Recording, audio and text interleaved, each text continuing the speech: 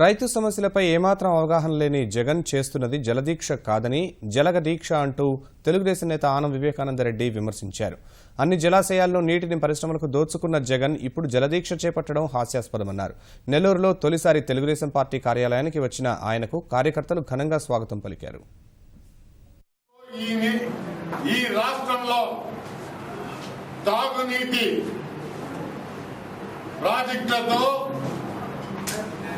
జలగలాగా తాగునీటి ప్రాజెక్టులలో జలగలాగా రక్తం తాగి పీల్చి పిప్పి చేసే ఉత్త కుండలు నీళ్లు లేకుండా చేసిన మహానుభావుడు ఈ జగన్మోహన్ రెడ్డి గారు.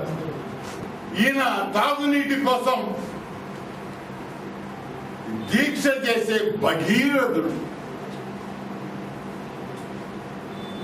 జగన్ రెడ్డి చేసే దీక్ష